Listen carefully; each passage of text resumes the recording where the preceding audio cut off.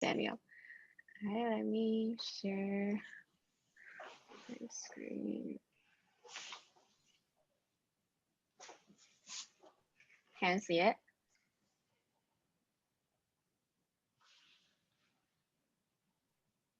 Can you see my screen? Yeah, okay, cool. All right, hi, I'm Susie. And I want to introduce myself by first asking everyone to participate in a quiz. So on the screen, you can see pictures of the food, and those are food from the places that I've lived for more than 6 months, and they're all very special to me. So if anyone can tell which food symbols which place, please raise a hand and just unmute your mic.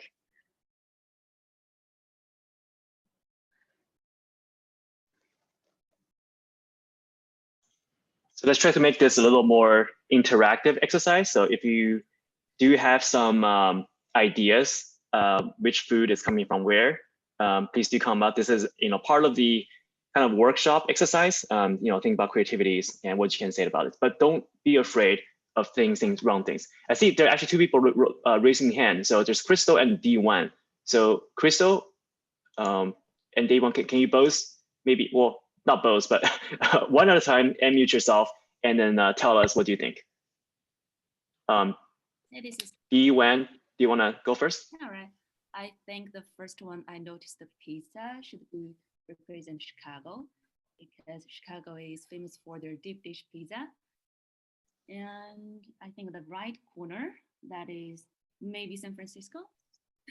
It is the clam chowder with the bread. I don't know what's the name of that, but I do recall Fontaine. I think the brand is Fontaine. Yeah, that's all. I can only tell two. Yeah, you're exactly right. So this one is the deep dish pizza from Chicago, where I had my undergrad. And then the sourdough clam chowder is from San Francisco. All right. Any ideas for other pictures? Crystal? Hi, this is Crystal. The first one on the left, that's the Beijing duck. I think that's probably Beijing, I'm assuming. The bottom one, which is the high tea, so is that London or somewhere in England? Yeah. And then the on the right corner on the top, that's the salmon bagel. Is that New York or New Jersey? I'm not sure. It's New York, New Jersey. Yeah, that's pretty much it. Yeah. Cool. All right. Yeah, you're exactly right. So, the first one is the Beijing duck because I'm from Beijing, and then the high tea is a photo taken on the top of the Shard in London, and then that's the salmon bagel from New York City. What about the middle two one? The cake is the hardest. What about this one? The sandwich.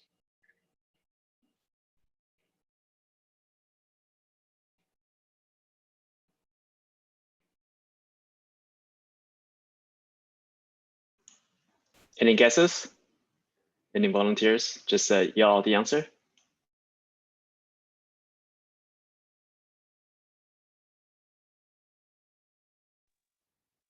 Is that the Philly steak sub? Yep. Yeah, that's the Philly cheesesteak because I'm from Wharton at UPenn. And then the last one is the Viennese Sachertorte. It's a chocolate cake. As I studied abroad there for half a year. Right? Yeah. So thanks for participating. So let me give a formal introduction of myself. I'm Susie Fan. I grew up in Beijing, and then I studied economics and music composition at UChicago for my undergrad. After that, I spent 3 years doing sales and trading and derivatives at Deutsche Bank. First year was in New York, and then our team moved to London because we had a lot of European clients. So I stayed there for 2 more years. After that, I decided I'm at the point of my career where I have learned a lot of technical skills, and if I want to go deeper into what I was doing at the time, which was selling insurance to insurance companies, then I'll have to really go into the insurance industry, and that wasn't necessarily what I wanted to do. And I wanted to get closer to customer and do something that's more relatable. So I decided to go to business school, and after I got my offer, I quit my job and spent a month hiking in the Dolomites in Italy, did some soul searching, and then came back, joined a social enterprise in London, that's Work for Good, and then went back to Beijing to join the AI Innovation Lab with one of the startup co-founder that I worked with before. He was also a GSB graduate and who used to work at Ideal. That was also the first time that I was introduced to the concept of design thinking. And that really changed a lot of my career goals after that, because there's a specific process that you can follow that allows you and your team to be more creative. And then after that experience, I decided product management is what I want to do. And I want to move into the tech industry because that's where I can do a lot of the creative stuff. And that's also where a lot of innovation are happening right now. And I know as a product manager, you need to be well-rounded in 3 areas. That's business, design, and engineering. And for me, I came from a finance background, so I'm already pretty strong in the business area, but I really need to develop my design and engineering. So that's why at Wharton, I did a lot of extra classes on engineering, so like applied machine learning and data science and database and system architecture design. And then from the design side, I also took graphic design, advanced product design, and also industrial design. So on the right-hand side, you can see all the cool stuff that I've designed over the past 2 years. So first one is a logo. That's a side project that I'm currently doing. If you're interested, you can ask me afterwards. It's a nonprofit that's focusing on education. And then the second one is a chair that I designed for a new entrepreneur building at Wharton. It's made by Serial Plane. Each of them is going to be an 18mm plywood. And after we pull them together with needles in the middle, it will become a wavy chair. So we call this Let's Go Surfing because it looks like a Hawaiian wave. And then on the third picture, you can see a shower chair that we designed for disabled people in the Philadelphia care centers. And then here's some fun toys, so Pokeballs that can just open and close on itself because of gravity. And then finally, there's a little starfish watering can. And I'm actually gonna get this prototype and get it sold on Amazon pretty soon. So these are just some interesting stuff that I designed. And before Wharton, I really haven't designed any physical product. So I learned everything from scratch, 3D modeling and how to do sketching on the paper.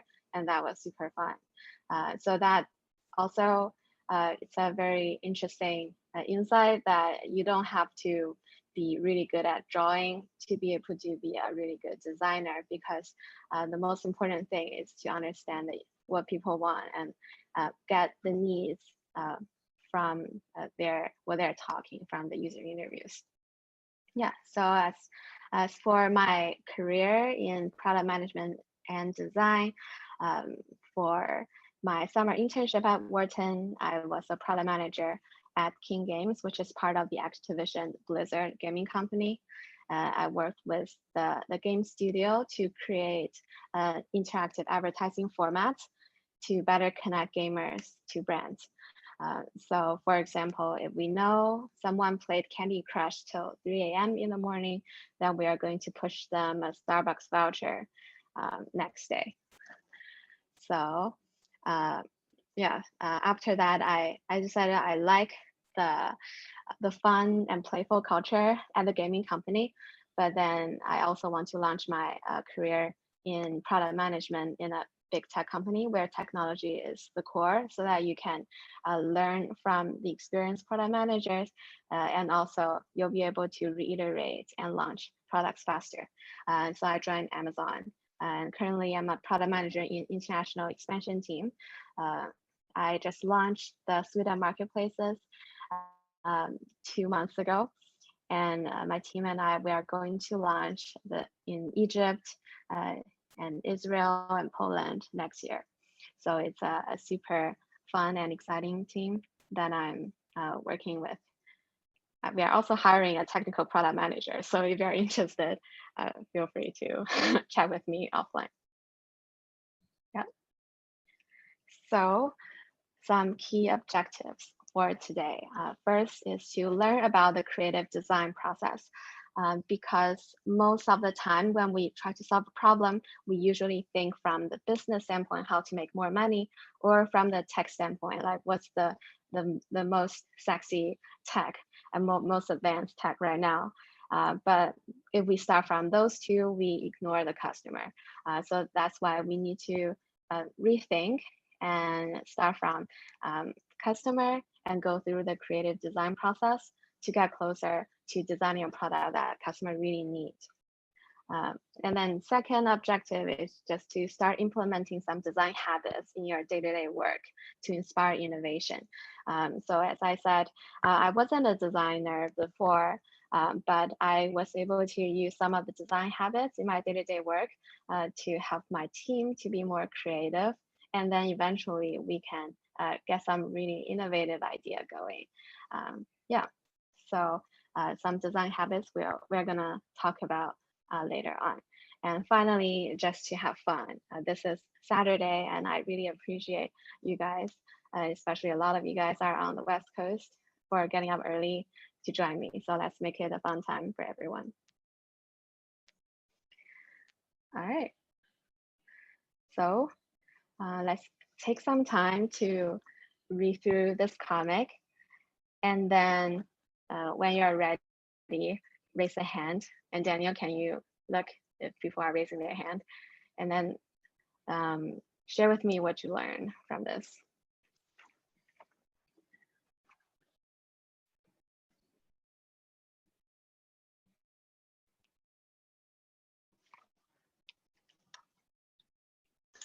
All right, any volunteers want to raise hand and just kind of take the mic? Don't be afraid of saying the random answers. I think this is part of the experience. All right, Crystal.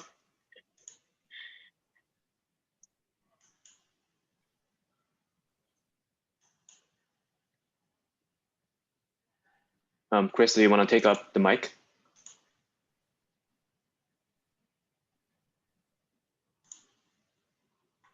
I think you're still muted, Crystal.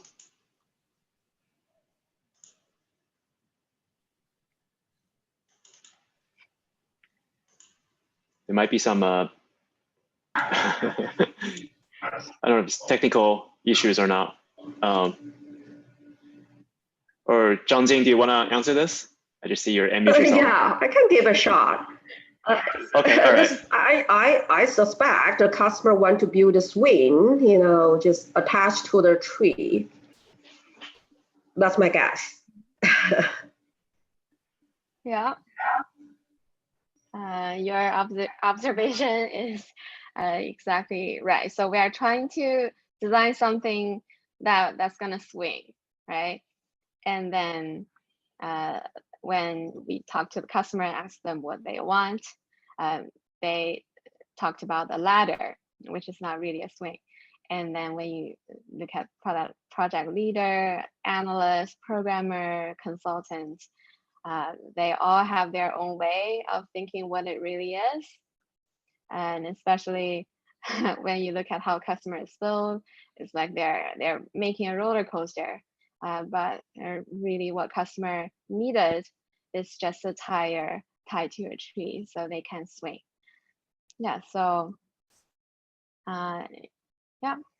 this tells us a lot of the times when we are trying to solve problem for the customer, there are a lot of noise in this process that's going to deviate us from the most efficient, the simplest, and the most delightful experience. And following the creativity process is going to get us closer to this tire on the tree that we are looking for. All right. So now I need 4 volunteers from the audience who's going to participate in a warm-up and then later on a creativity exercise. So you will need to unmute yourself and put on your video and have a paper and pen. That's all you need. You don't need to prepare anything, and there's absolutely no judgment. So who wants to join? All right, we need 4 volunteers. So if you, don't be afraid of making mistake. Like I mentioned earlier, this is a fun exercise. Just kind of show your train of thoughts and how you can make improvement, for yourself as well. So we need volunteers. If you can raise your hand, unmute yourself, turn your camera. Let me know if you have any technical issues. I think you guys should be able to unmute yourself without me doing anything, or maybe showing the video. Just to let me know if I'm wrong. Okay, so we have Eric. Yeah. Well, all right, and we have Wang Di. Welcome to the podium, and then we need 2 more, and then Paul and you guys for volunteering. Anyone else wants to do this exercise? I know Audrey's here. Yeah, happy to do it. We're having lunch, but if that's okay, Susie. All right, that's totally good. That's totally okay. All right, so Susie, are we good, or do you need 1 more? Yeah, we need 1 more. So are you joining, Daniel? You're joining. Okay, I can join too. So we're good then. Okay, so we need 1 more. Okay, we need 1 more. Okay, so anyone else? Come on, any? Here. All right, awesome. Okay, so we have 5 now. Perfect. Or actually, you're a part of it too, right, Susie? So we have 6. Oh, awesome. Who are the other 2? I can't see them. Oh, you can see. Okay, so we have Shao Yun, Audrey, Wang Di, Eric, me, and you. Right, that's 6 of us. Yeah, I can see on my screen. Cool. Oh, awesome. So Eric, Daniel, Wang Di, Xiaowei, and who's the last one? Xiaoyun. Xiaoyun. Oh, cool. Awesome. Let me pin your videos. Perfect. All right. So this is the game that we are going to play. We are going to use yes and to start every sentence from now until 3 minutes later. So I'm going to give you a prompt, and then so for example, if I say let's plan a pizza party, then the person next to me is going to say yes and something, and then the person after that is also going to say yes and we are going to keep doing this for 3 minutes without stopping. You also can't repeat other people's idea. All right. So just to clarify, there's 6 people on the screen, but who is? Sorry, I think I can hear some echo. But who is next to each other? Like, I think your screen order might be different from our screen orders. Okay. So on my screen is me, Daniel, Eric, Wang Di, Audrey, and Xiaoyun. Okay. All right. Okay, sounds good. You order? Yeah. Cool. So let's plan a socially distanced Christmas party for CYPN. Okay, Daniel, you're next. And let's go do a ski trip. Yes. All right. What's the time? No, you have to say yes and propose that idea. You can ask the question. Oh, okay. Gotcha. Yes. How about Christmas Eve? Let's do it on the Christmas Eve. Okay. Yes, and we need to reschedule the timeline. Okay. Maybe not everyone, because maybe everyone already have their plan on Christmas Eve. So let's do some surveys and find out the best timeline. Okay. Xiao Yu. Yes, and let's design an invitation card. Audrey. Yes, and I think we need to finalize the timeline for the invitation card. Someone already talked about timeline. You have to think about something else. Okay, but I don't think we have a conclusion though.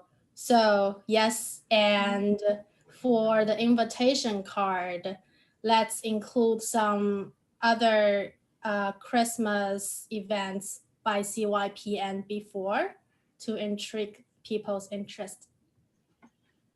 Yes, and the Christmas card is going to have a video of past CYPN participants skiing and surfing outdoors. Yes, and on the back of the card, we'll have sponsors putting their logos on it, and we can get some funding for those events too.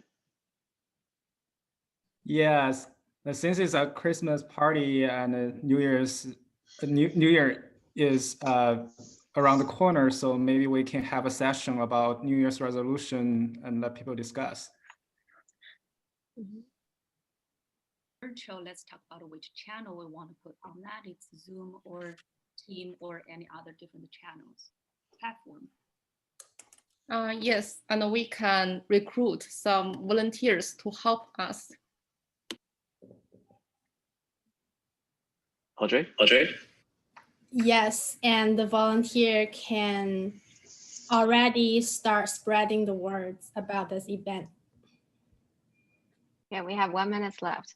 Yes, and we are going to order Christmas feast to every member's home, sponsored by CYPN.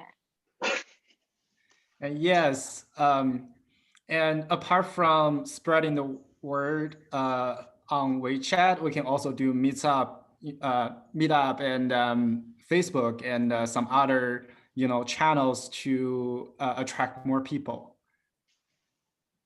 Yes, and let's think about our theme or dressing code so we can have a very fun screenshot for the virtual meeting or virtual party. Yes, I think we can do a survey on the dressing code. Maybe we can dress like the color as red and green. It's like a Christmassy color. Yes, and we can have some music for the event that matches the dress code and the theme. Daniel, do you want to finish? Yes, and we can also make it optionally virtual. And so for those who are afraid of joining a actual events, those people can actually join on the Zoom. Cool. All right. Yeah, that's time. Yeah. So what do you guys think?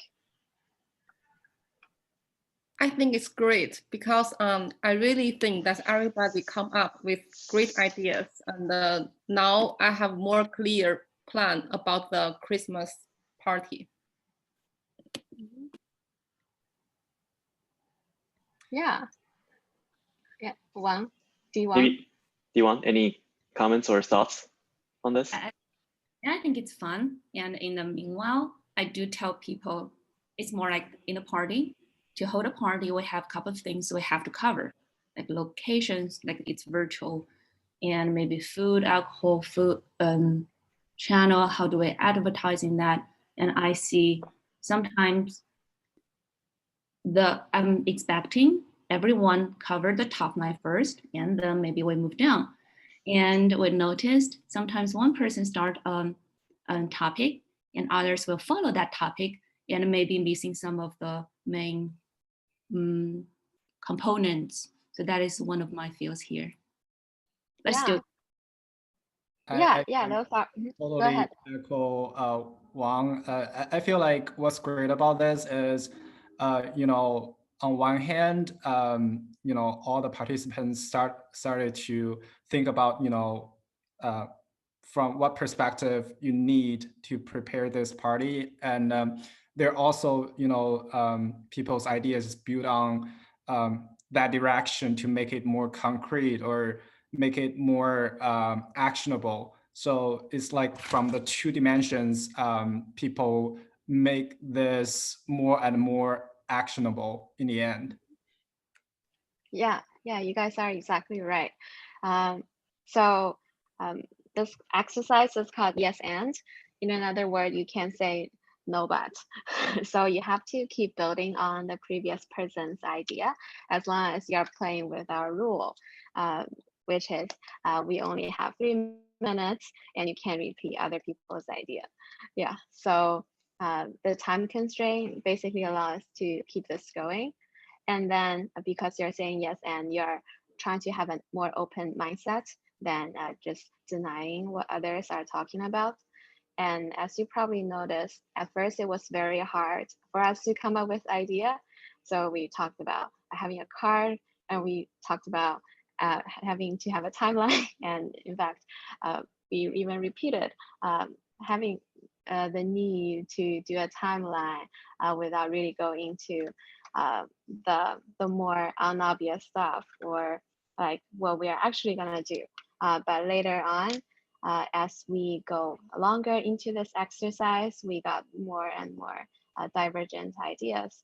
And eventually it was a fun time for everyone. Yeah. So this is a warm-up that I always like to do with my team when we're just starting out a new project, just to get everyone know each other and also get into this slightly more creative mode than your day-to-day. Yep. So I'm gonna talk about why creativity is kind of ignored right now, especially in our education system, and why we need to take this time to rethink. So most of the time when we think about problems we're trying to solve at school, there are multiple choice. There is a right answer, and then you just choose the right answer quickly and efficiently, and that's it. But in the real life, a lot of the times the problems are more like this grid. So there are a lot of solutions. Some of them are maybe good solutions. Some of them are clever. Some might be also good, and there are some just bad solutions, right? But then there isn't a clear way to identify what is good and what is not, and there isn't a right answer. So this is more like real life, and that's why we need to use a more creative approach instead of the approach that we have studied at school. Yep. So to just illustrate what it really means, I want my volunteers to come up again. Unmute yourself and turn on your video.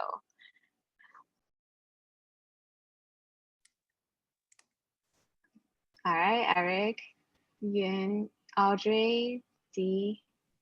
Yuan. Oh, and then I think Crystal was on. Oh, that was Yuan. Yeah, I think that's all 6, right? All right. Yeah. Okay, perfect. Great. So now can you all have a pen and a piece of paper? Sure. Yeah. So this first exercise is to design a vase. And I'm going to set a timer for 3 minutes. All right, starting now. Can we ask some questions about the yeah. So what's the purpose of the vase? Just design a vase. Or just design a vase? For now, just design a vase. And also, I think just for the audience, if you're also, I think that's a good exercise too. If you can also draw out a piece of paper, and then just, draw something and think about, what a vase would look like. And if you're asked to, if you're tasked to design a vase, how would you do it? So you don't have to show on the screen, but feel free to do that exercise. And if you want to show people your design, also feel free to come up as well.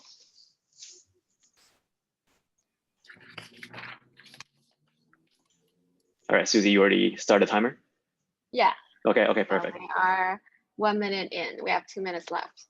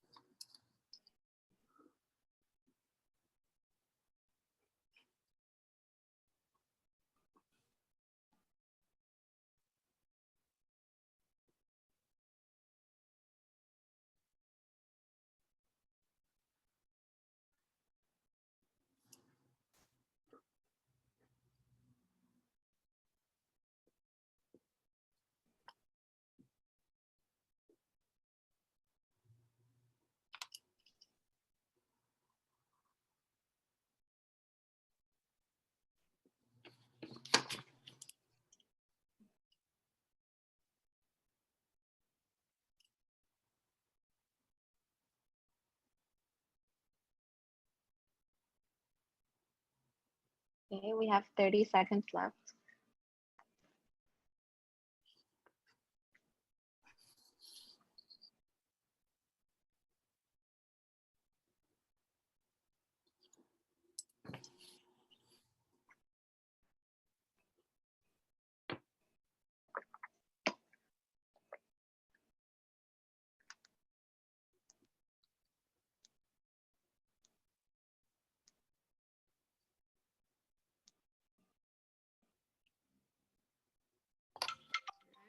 Time is up. Cool. So now I want my volunteers to each share what they designed. So I will go first. So I designed a vase that's part of my IKEA lamp. So basically, after you turn on the light, it'll also light up the plant in the vase. All right. Who's next? I can go next. So my vase is very simple because I like simple stuff. So it is just like a very long, narrow, and elegant vase for some flowers. Cool. I'm going to be the next. So this is my person. So this. Wow. Excuse me. So first I put here, there's some background. The background is inspired by Qing Dynasty or the Qianlong's favorite bands. And then the color of that, we can have very traditional Chinese color. And the third one is material. It's definitely China. And more specific, we want to use the one material from Jingdezhen. And the fourth one is function. We can put them into like current modern decorations, home decor. And the next one is marketing plan. So on the marketing plan, we can definitely do the activities, I think, with the Google, their brand. So that is more like combination of traditional and modern. And for the families, they want to put their home looks fancier. And end of that, we have two sizes of the vase. It's like 30 millimeter and 80. So it's a mini size and a large size. That's it. Thank you, Dean. Who's next? Okay, I can be the next. Mine is also like really simple. So it is like it's not like a round, because for me I like those things with like corners. So it's kind of like, Nice. that really different from you guys' designs. And for this one, it's kind of like I'm thinking, where do I need a vase? So I'm thinking about my kitchen island, and just as Zhao, I really like simple minimalist or Scandinavian stuff. So it's just like a really simple crystal vase, and I probably gonna put like 2 sunflowers in it, which sort of like warm up my kitchen. So that's right. I like that. I guess I can go next. So instead of 1, I actually had 4 vases just because I had the time to do so. So the first one is this, so it's whatever, I just did it. And then second one, I wanted to play with a different shape because I don't know which one I would like better. And then I decided I wanted to go with something in between them. So I had this version and just decided to add the wings to it just because this is something that I really like. And then after adding the wing, I realized actually I can have, something like a person or design in the vase. So I did the 4th one, which is a snowman. It just like reminded me of a beautiful winter morning where there's a snowman in front of your house. So I did this one, and yeah, but like, I think my favorite one is the snowman. So the last one that I did. Cool. Yeah, thank you, Audrey. I don't mind going next. I just have a very simple vase. I like dragons, so I bought 2 little small dragons on the vase, and that was it. Yeah, not knowing what the vase is for, I just can think of like, what the vase would look like, and then put some textures and pictures on it. So very ordinary, but yes, nothing fancy. That's great. Yeah, thanks everyone. And especially for Audrey, she came up with 4 different designs. So that's actually a really good habit. If you want to be more creative, is to quickly prototype and come up with different iterations of the same concept. And decide which one you like the best. So next exercise, design ways for people to enjoy flowers at home. All right, so this is the new prompt, and we are still going to have 3 minutes. And you can just use a new piece of paper and draw on it. All right, starting now.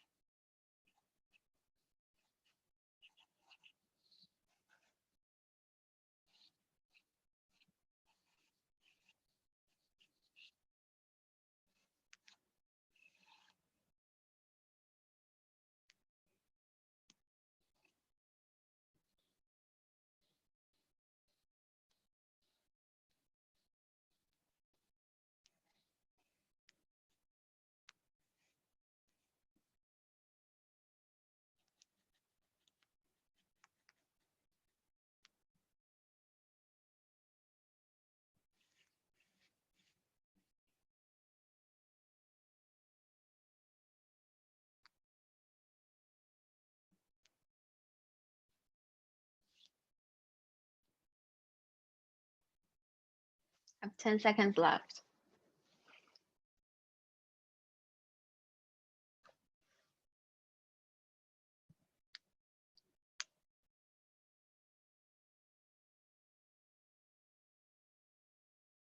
Okay, time's up. Cool. So we are also going to share what each of us have. And I'll go first. So I'm inspired by what Eric just said. He wants to have a nice kitchen. So I also want to have a nice kitchen. And especially, I love cooking, but a lot of the times the kitchen that we have at home, they are like very cramped and narrow, and it's just not a pleasant environment to be with, and especially hate the noise when you are having the vents on. And then sometimes it gets really smelly and it can affect other people in the living room. So here I designed a wall of flowers. So this way you can pull the wall this way to cover the kitchen, and it's going to absorb some of the noise and the smell from the kitchen. And also I'll be in a better mood because I'll be cooking in like a garden in the kitchen. And then on the side, you also see on the fridge, we have a big flower and also a leaf. So the flower is going to change color. It's going to get deeper if things in my fridge are getting bad. And it's going to get lighter if I have all the fresh groceries. Yeah, so that's my way to enjoy flowers in the kitchen.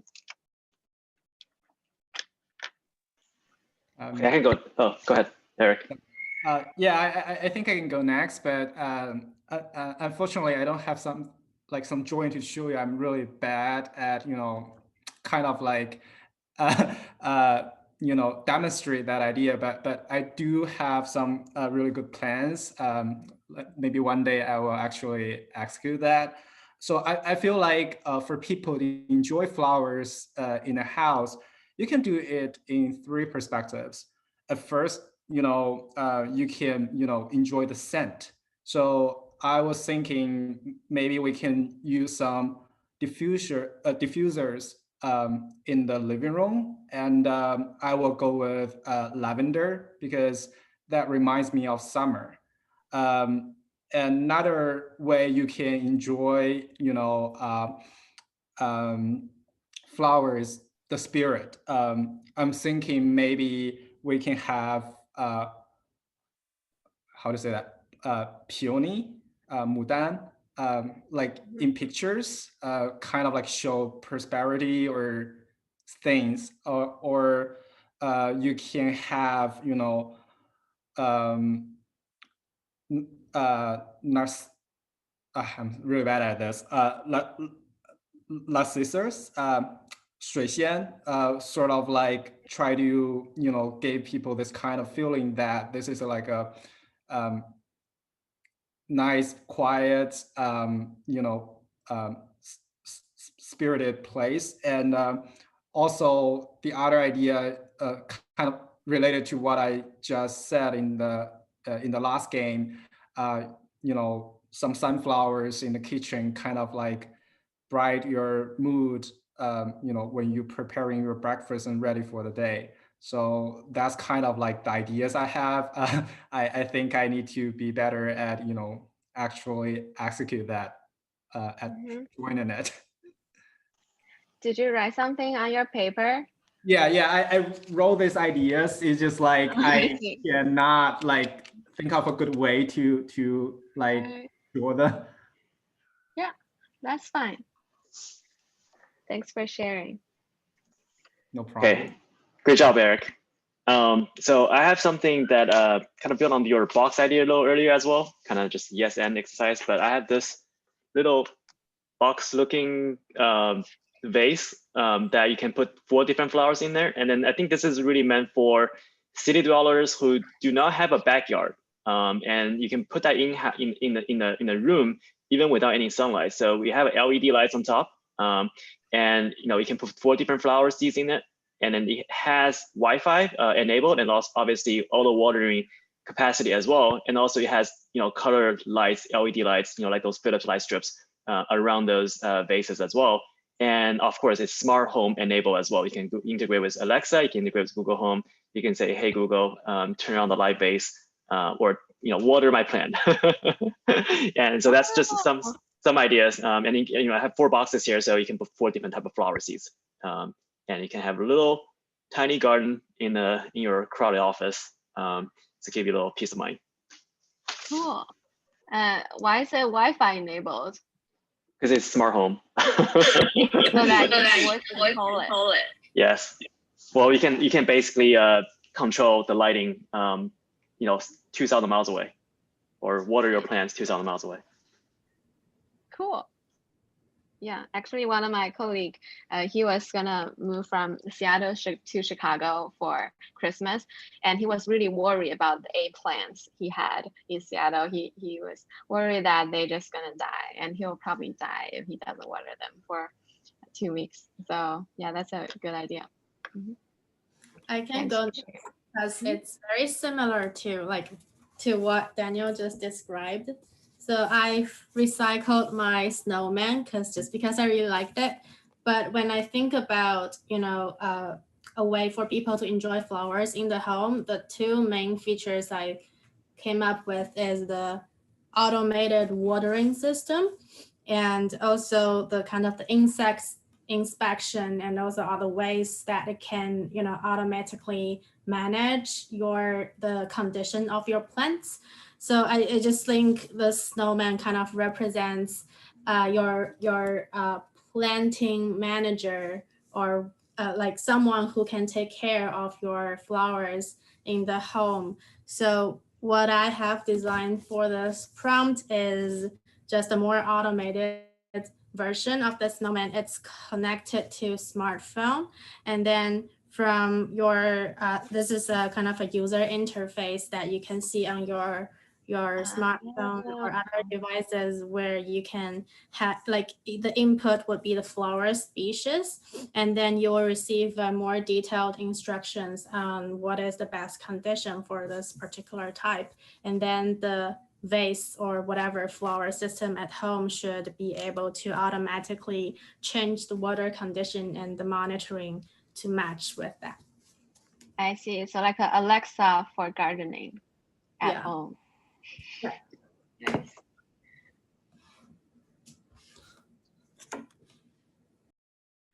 So I'll go with the next. So this is my version. It's a box. The box is it's like the liver. And the reason it's delivered because we're currently in COVID. And so this is a contactless. It's a sealed flower. And the way we plant them in home is like in water. So we only offer the water-lived plants here. And then I could think of it could be a subscription business, and either monthly or bi-weekly. And we can offer 2 options other than the water one. So because it's easier for you to put in home, we can also plan for the gardens or outdoor plants. It's like a rent and the return services as well. Mm-hmm. So because like for me, I'm very bad at any planting, and I feel so bad when I got home. It looks so great, and then it's almost dying there. So I think by this subscription or rent method can help people like me get rid of my guilty, so we can get the plants home and return it next month. Yeah, that's my version. Oh, thanks. Last one on the next. Okay, cool. So I really like everybody's idea, especially Eric's idea. Yeah, I think Eric brought a very good point that the flower scent can be very enjoyable, and it is a very good point.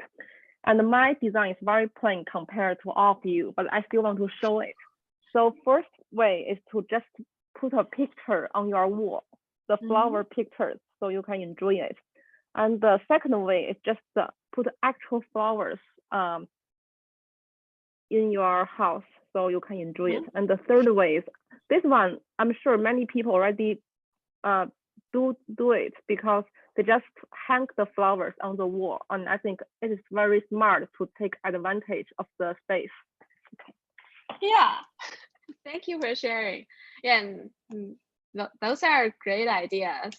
And I like that you draw a TV in the middle because it really shows that a lot of the times people just have a TV in the living room, but really you can have flowers around it to make the entertainment experience better. Yeah, cool. All right, yeah, thanks everyone for sharing. So what do you guys think about the two prompts, and why do we have two different prompts about basically the same thing?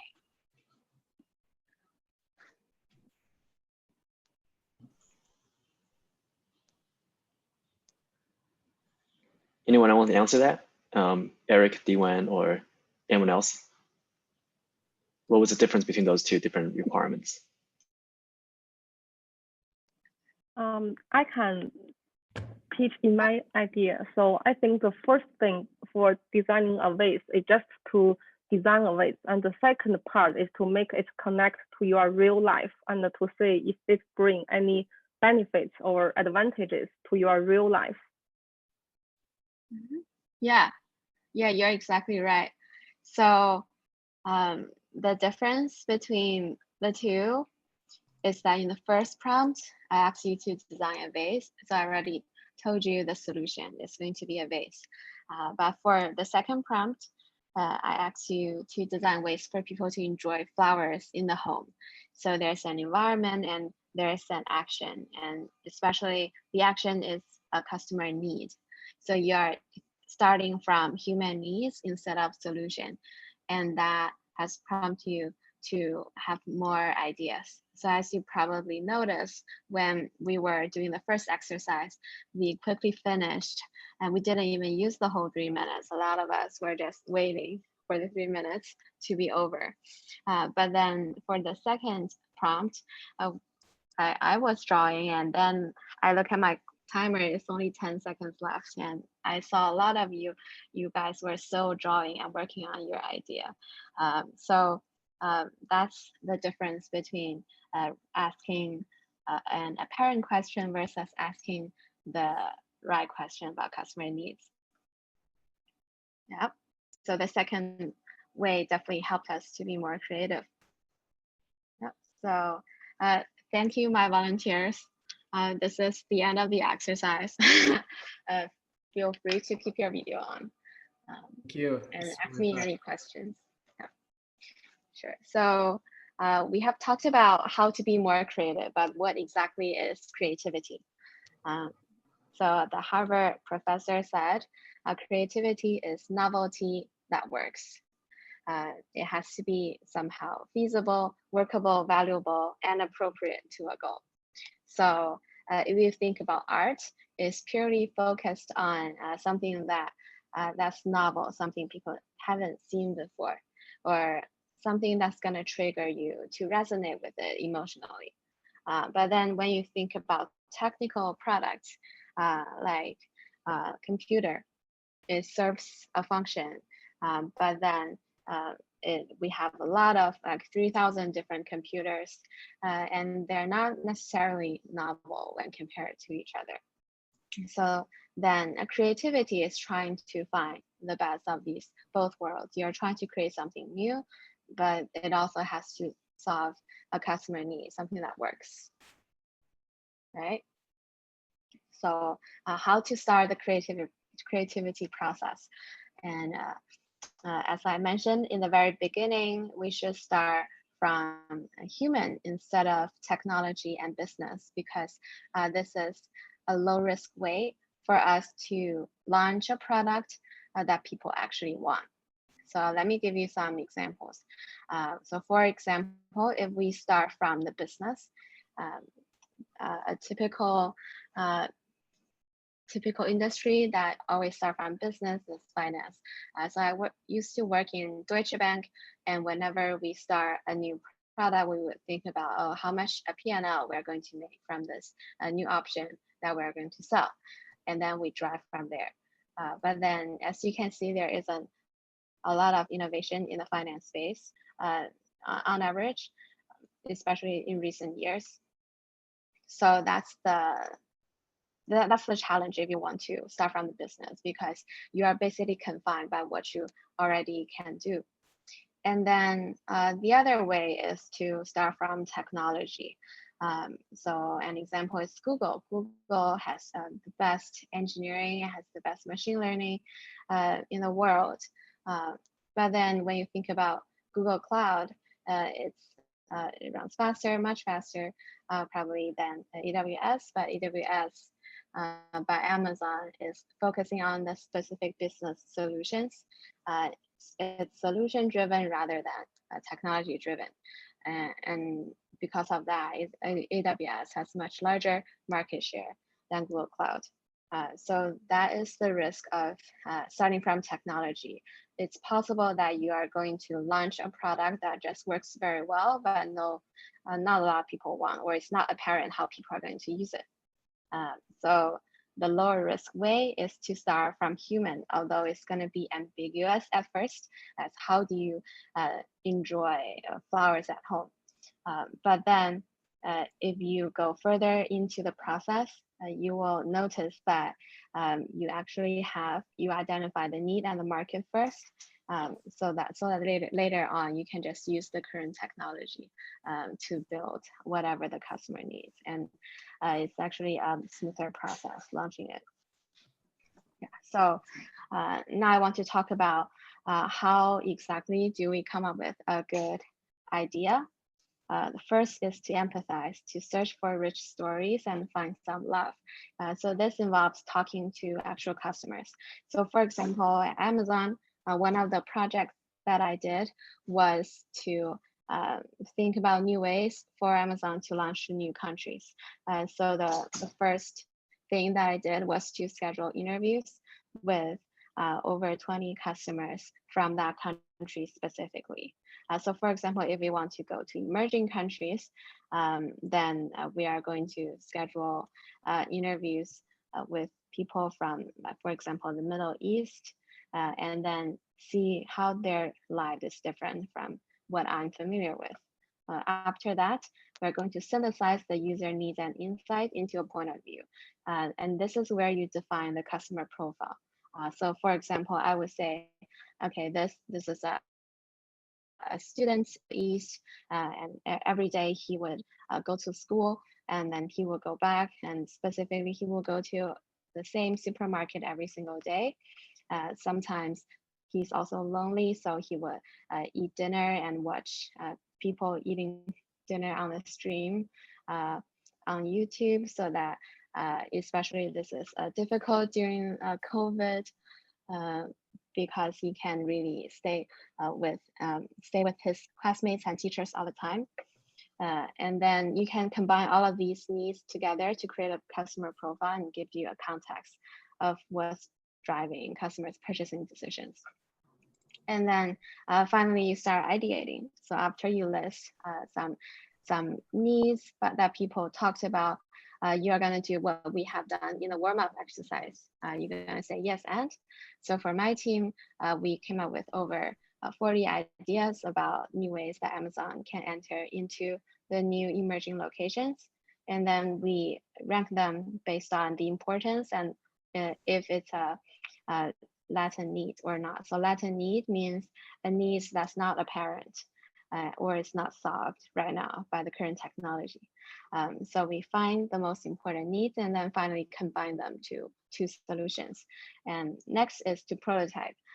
So prototype, we want to build to learn and not to last, because you want to quickly iterate, bring them to the customer, get feedback, and then refine it. So for us, we did a quick prototype of a hand-drawn wireframe and show it to the users that we interviewed before and get some initial feedback.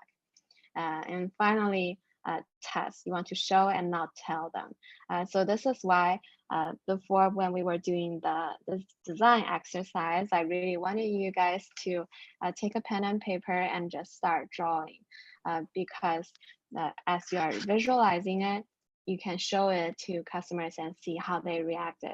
But if you write it down, in words, then everyone is thinking about different things. Similar to the swing that we saw in the very beginning, 8 different people think about the same swing in 8 different versions. So that's why you need to show and not just tell. All right. Any questions on the creative process? All right. Yeah.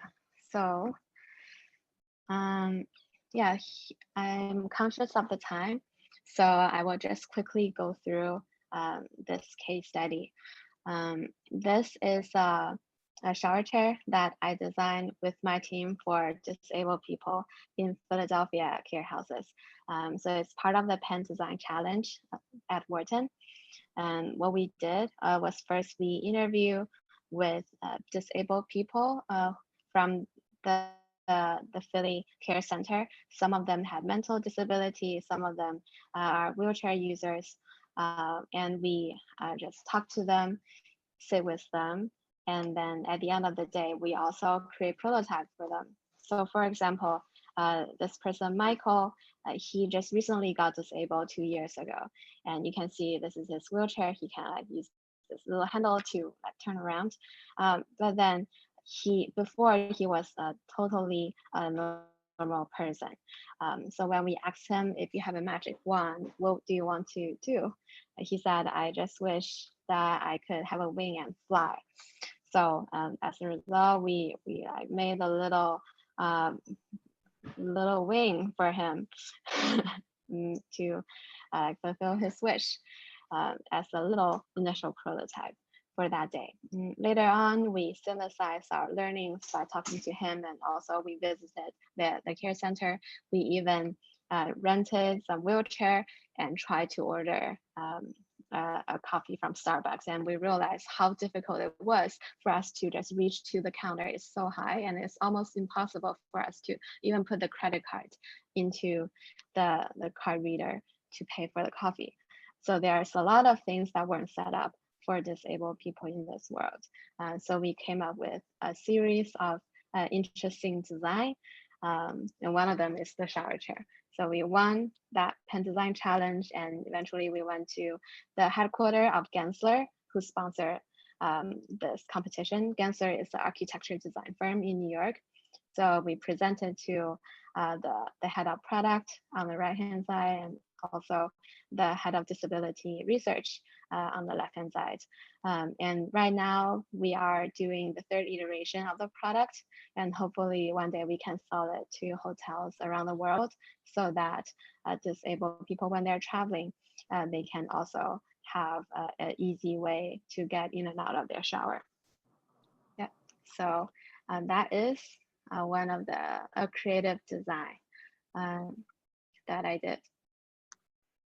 Cool. So that's the end of my presentation, and some actionable takeaways that I want you guys to remember. First is the creative design process. So just trust the process. I know it's difficult because the problem statement can be ambiguous when you're designing for human, especially when you talk to customers, you can realize what they're talking a lot of the time is contradictory. But as long as you follow the process, empathize, design, ideate, prototype, and test, eventually you will come up with some creative solutions, just like what we did with the Christmas party and also the vase. Second, remember the habits that inspire innovation. So we want to start from human, it's human-centered. We want to have bias towards action. That's why we have the 3-minute timer, so we can quickly get the idea flowing. Radical collaboration. That's why we randomly picked 6 volunteers, because we all come from different backgrounds, and it's more likely that we are going to have different ideas. And next one, culture of prototyping. So remember Audrey, when we asked her to design a vase, she had 4 vases instead of 1. So this idea of keep iterating and finding the one you like the most is going to get you closer to a more innovative idea. Show, don't tell. So it's better to draw it rather than writing it down. And even if you're not a really good drawer, drawing it down and just be in a comfortable place to show to everyone is a really good improvement on your side. And then finally, be mindful of the process. Yep. So as long as you follow the process, eventually you will come up with some idea. You won't be stuck. Yeah. So again, design is very little about making things look pretty and a lot about everything else. And that's understanding human needs. Right. So thank you, everyone. Now let's open up for questions. All right, thanks, Susie. So I think before the question goes open to everyone, I do have some panel discussion questions. I think we can quickly walk through. We might not have time to walk through all of them, but I think there are a couple ones that might make sense. So I think first of all, really appreciate the presentation. I think this exercise and also the design thinking, asking the right questions, it really, bringing me a lot of inspirations on, what kind of question I should be asking for the team, for my partners, for the stakeholders and, senior executive, and also, for my team members, right? So I think that's a great demonstration on how things can be done. So kind of tracing back a little bit. So I think one of the question I really want to ask, I think someone might have some question too, is can you give some examples how you apply creativities on the projects at Amazon? I think that's great that we had those more of a conceptual ideas or exercises, but do you have any more of a concrete project related example where you apply creativities, apply those show don't tell, and those concepts on the project? Mm-hmm. Yeah. Yeah, there are some new projects I'm working on that I do use design thinking, but we haven't launched them yet, so I can't really share that. But I can share a way that we usually, a process that we follow when we launch a new country. So, for example, when we decide to launch to Sweden 2 months ago, the first thing that happened was for our team to fly to Sweden a year ago and just to stay there for about 2 weeks, talk to local people, and really have an emotional connection with that country to see how they are living and thinking differently from a normal US consumer. Because whenever we launch a new country, we have to compare it to a standard Amazon Marketplace, and we want to do customizations that's going to really suit the locals. So yeah, Eric kind of mentioned their kind of design aesthetic is different in that region. So it's very minimalist and simplistic. So we also try to change that part of the user interface after we came back. And then the second part is just to start executing. So when we launch a new country, we not only want to launch fast to leverage existing technologies, we also want to have some local teams over there so that we can really get connected with the people there. So we need to decide which team is going to be focusing on the experience and which team we can manage from Seattle. And then after that, it usually 5 to 6 months of just product management and engineering. And then after the beta version is built, we have a friends and family process, which means we are going to pretend to be customers. We have some fake money to start to buy things from Amazon Sweden Marketplace. So then we all buy and send the products and send it to our colleague in Sweden. And I think she's got the entire year of toilet and shower products covered. Yeah, so that was the friends and family process, just to test all the functions. And then once we push through the friends and family test and fix all the glitches, then we launch to the actual customer. And there still might be hiccups during launch. So we'll still be firefighting 2 weeks after the launch, but eventually everything will go down. And yeah, if you launch a new marketplace and you find the products that the local people really needed, the sales numbers will show, and eventually we got 3 times the original revenue that we expected within the first week. So yeah, that's the process, I guess. Because Amazon has a leadership principle that's working back from the customer, and that's why we always start by traveling there and just get to know the local people for a couple of weeks. Yeah. That's a great idea. And I think when you have, I think talk about, creativity is some kind of a bold idea that works, or some kind of a risky idea that works. So I think that while it sounds good on paper, but when you do have an idea just like that, now how do you sell those creative ideas to stakeholders and leadership, especially senior executives, to kind of convince them to take a more creative or risky approach? That's something that's not proven. Yeah, what's your take there? Yeah, so at Amazon, you can really use leadership principle as your power.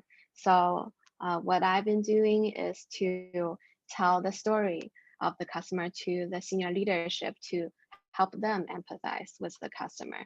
So for example, I would take pictures when I'm interviewing the customers, and then I will create a customer profile, like who this person is, how his day-to-day life is like, and what he's looking for, what are his essential needs, and what's his main motivations, what are his biggest pain points.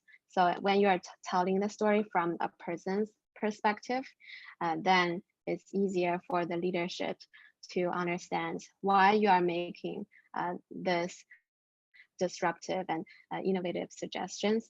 And this will be also more likely for them to understand why you come to the conclusion that you currently have.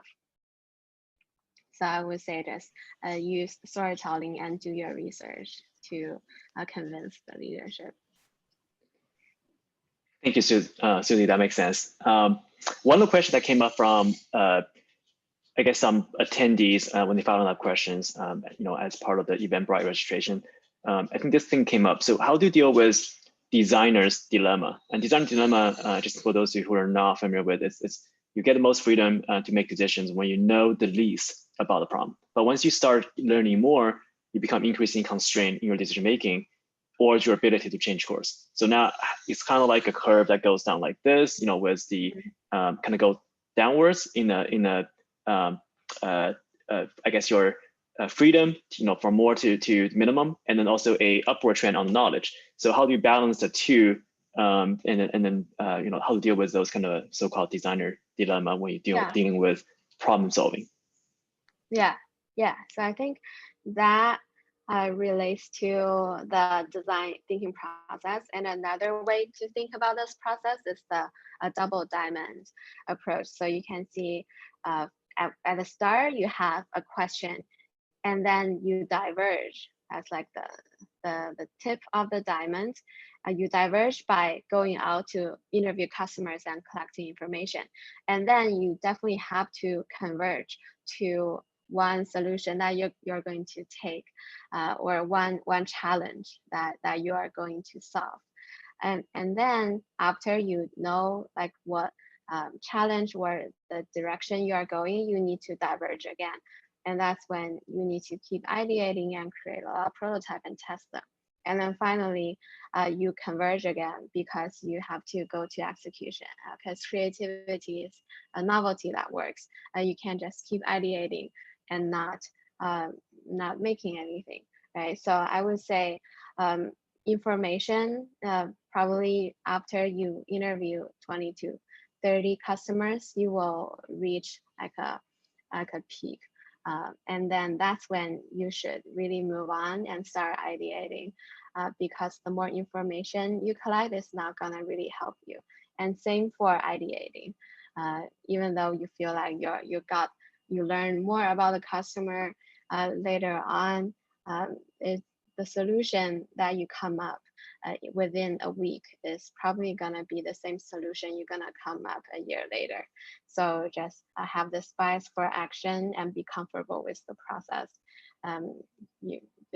Does that answer the question? Yeah, I think that definitely answers. I think I'm coming from an analytics perspective, and then there's always a some were good enough to stop, right? You want to move on to the implementation side. And Right. same thing with the analysis paralysis, on a similar concept from the analyst perspective.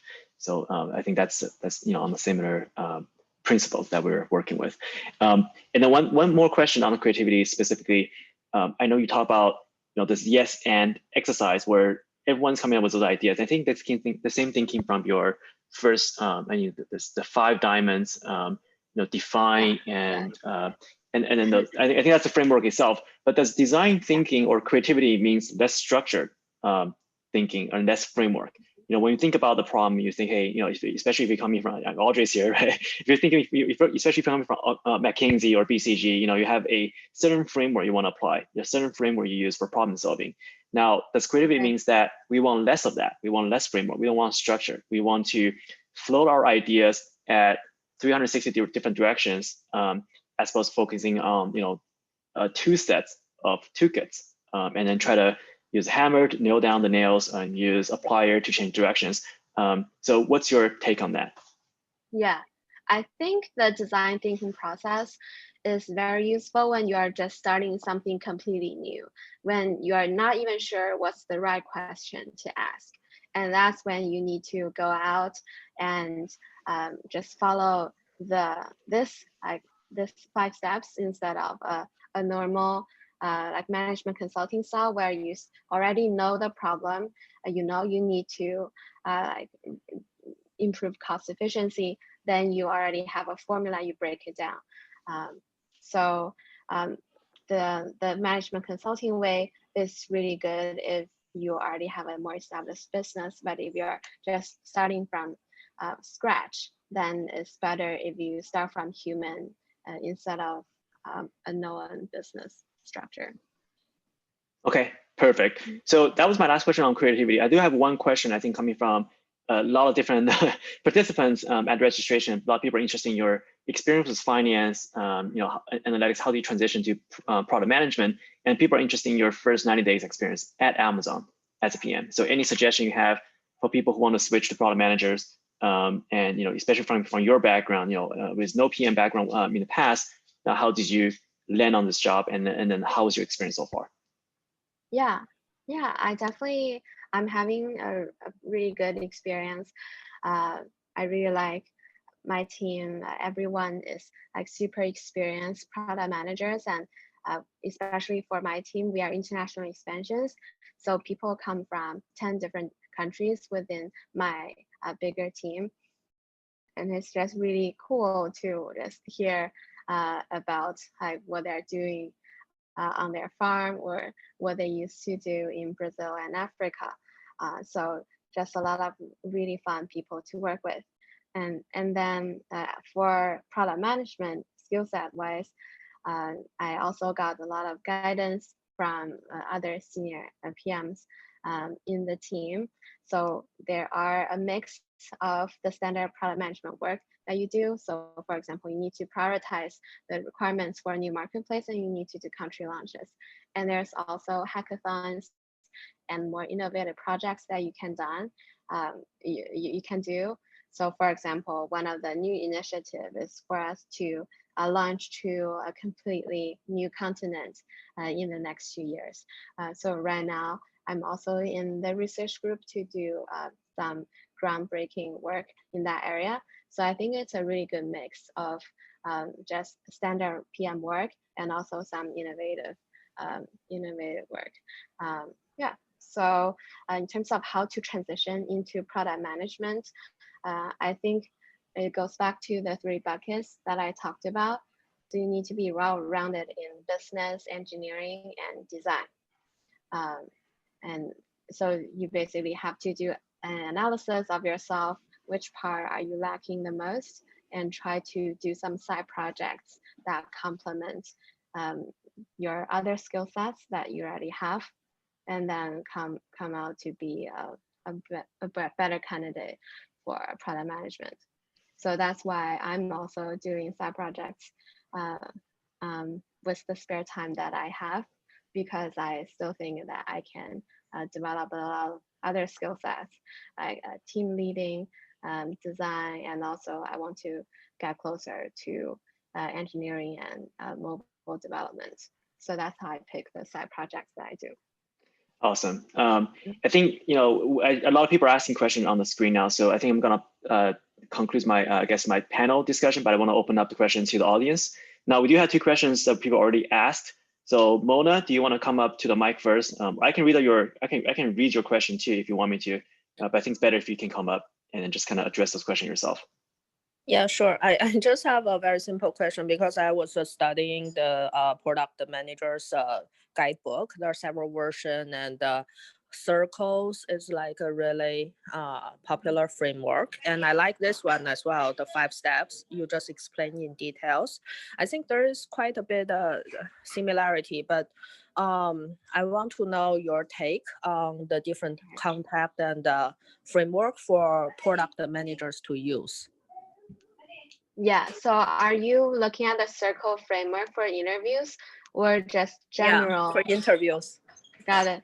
Then you definitely should follow the circle because in interview, people have an expectation of the right steps that you're going to solve a problem. So I wouldn't recommend to deviate from what people are already familiar with. And then you can also use the framework that I have here to your advantage. So for example, the circle framework, I think you start from the customer and then you list solutions, identify a problem, list solution, and then you prioritize and converge, right? Can you introduce what circle is to the audience? I remember the first 3. The first CIR is first one is comprehend the situation. Second is identify the customer. Third is I think rationalize and prioritize. And then it's cut through complexity. It's like you said, it's a lot of the structured sentence you should say when you are on the interview. Like for our ways design will be ways has 3 ways of using. Well, not ways like flower appreciation can mean 3 things like smell, look, eat. Flowers. I think the smell, this usage need to be addressed. That kind of format. Right. Yeah, it's not the same as of real work, right? Yeah. So that's a simplified way to talk about the ideation process in the interview, and I think you should definitely use it to your advantage. And something that you can also incorporate from the design thinking framework. For example, when you're ideating for a solution, instead of just writing one solution and then categorize them into 3 areas, you can think yes and to yourself. So maybe I write one solution is not that good, but that's fine. And I'm going to keep building on that. And eventually you come up with 10 solutions, but you present 3 to the interviewer. So this will show that you are really good at brainstorming, and it also shows your creativity and you know how to prioritize.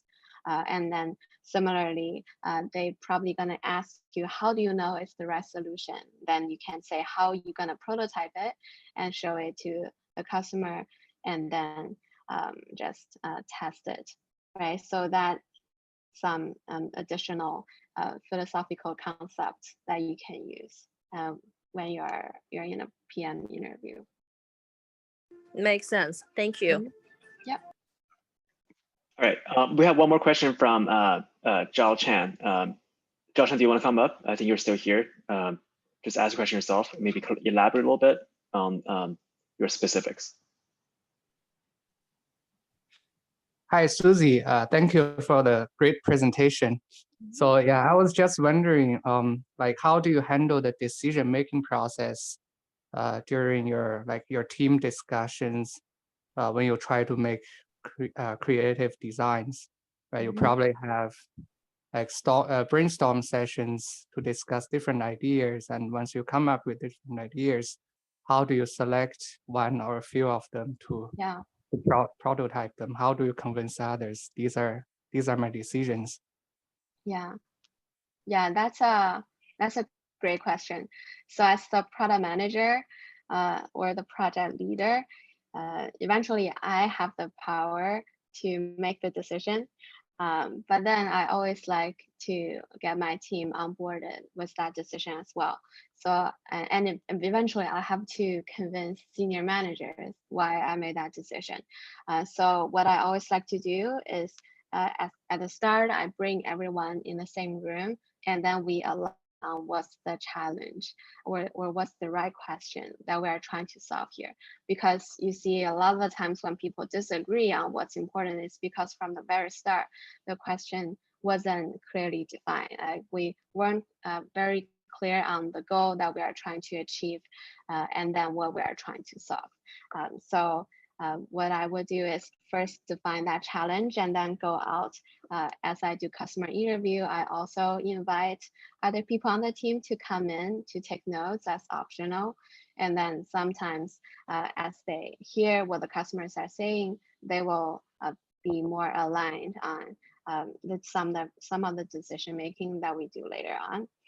And then after we talk to the customer, we will redefine the challenge because at first we'll have a broad challenge, like how do we go to Sweden, right? But then after we talk to the customer, we come back and say, okay, now the question is how do we better the purchasing experience for customers in Sweden so that they can find not only like the local products, but also products that will inspire them to buy for their friends, because maybe buying for friends and also connect with local shoppers are the two needs that we identified during the customer research.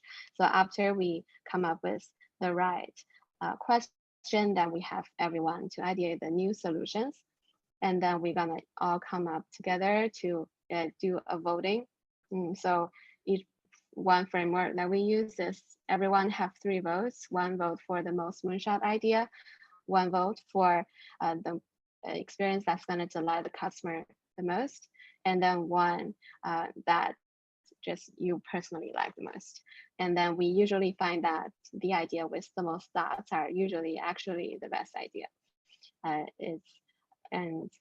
So actually a lot of the time it's not that hard to pick the best idea out of a lot of normal ideas. Yeah. I see. Thank you. Yep.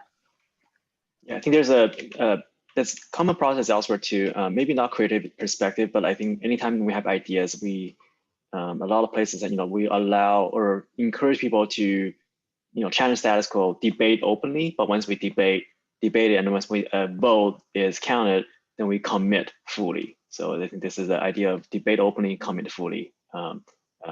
Maybe applies here too with the creative thinking, decision making. All right. Any other questions we have from the audience? We can have time for one more. If not, that's fine. We can also just conclude. Yeah, sorry. Can I jump in? Okay. Yes, okay. Absolutely. First of all, thanks, Susie, for the presentation. I have 2 questions. First is that I know Amazon uses a lot of documentations. I'm just curious of what's the format of communications that you usually use, especially when you give an example where you propose an idea to leadership.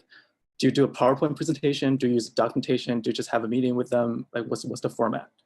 Yeah, so you're correct. We use documentations.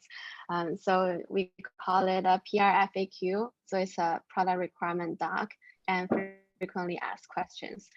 So it's usually a 6-page document where we start with the business release, which is like how it's going to look like on the newspaper once we launch this product.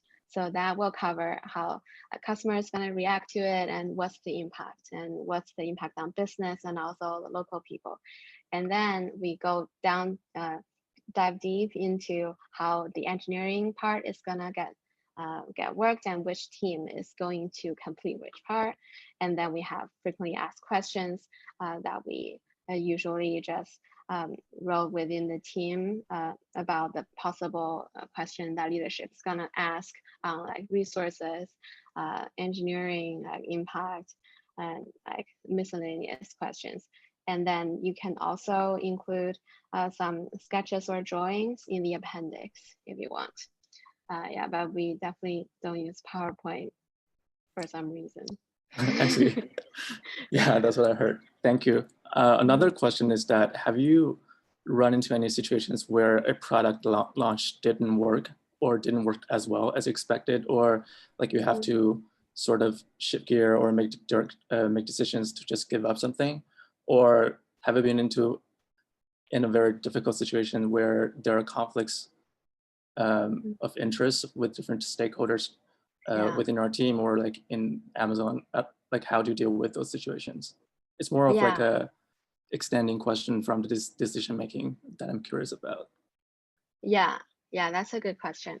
So for example, one of the feature that we really want to launch for Egypt that's gonna really better the customer experience, but then we don't have the engineering resource to complete it before the deadline. So at that time, there are like two ways to go about it. One is you basically do a quicker way as a workaround in the short term, and then later on you think about what you can do with it. And then the other way is to just get leadership buy-in to prioritize it and get more resources to get it funded. So yeah, this is when you need to have the 6-page document. It's a collaboration across a lot of different teams. But then a lot of time when you ask for headcounts from different teams, they're not going to say yes. So then it'll be escalated to the next level of leadership. So eventually, right now, the retail head is going to take a look at it and decide if we're going to pursue this solution or not. Yeah, so I would say in Amazon, a lot of times you're probably not going to get a Roblox after the product is launched, because after it's launched, it's probably already go through a very rigorous process to make sure it's built the right way. But a lot of the products, they are just never launched because of resources. So if you believe this is something that's really going to delight the customer, then you just have to keep escalating and get leadership buy-in to get the extra resources and get it done. I see. Thank you very much. Yeah. Yep. All right. I think that we sort of ran out of time. It's really appreciate the presentations you put together, Susie. I think this is a great exercise, a lot more interactive than our past presentations. So thank you for, changing that a little bit for all of us. I think all the volunteers. I also appreciate all the volunteers for taking the time and coming up here. I do have one more announcement. So this actually concludes the final seminar for the year. So we don't have any more seminars this year. And then seminar 52, creativities is the last one this year, but we're going to have more next year. So if you are interested in giving us a talk, want to become volunteer, reach out to me. I'm going to also put my WeChat ID on the screen now. So for two reasons. One is if you are you want to be a volunteer, you're interested in helping out or become a host of events, let me know. And the other thing is we are having a network mixer event tomorrow at 10 a.m. Pacific, 1 p.m. Eastern, not in this room, but in a somewhat similar Zoom link. It will be a much smaller scales and it'll be more free form. We'll be breaking out into smaller breakout rooms to meet people, talk about the some of the challenge we had, and then also I guess the main theme is looking back and looking forward. So that's the theme for tomorrow, and there's some backup topic as well. So again, if you're interested, if you have time on Sunday morning, 10 a.m. or 1 p.m. Eastern, let me know.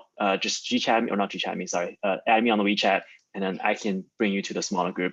And again, it's as always, all the events are free and it's open to public. All right. Again, thank you so much, Susie, for taking the time, and all the audience for taking time on a Saturday morning. And appreciate everyone's contribution on the simulations. And then those events will be recorded actually was recorded, and we'll also share on the YouTube as well. Once we have that information, we'll make an announcement in the WeChat group we have. All right, thank you so much and have a great weekend. All right, bye guys. Thank you. Bye.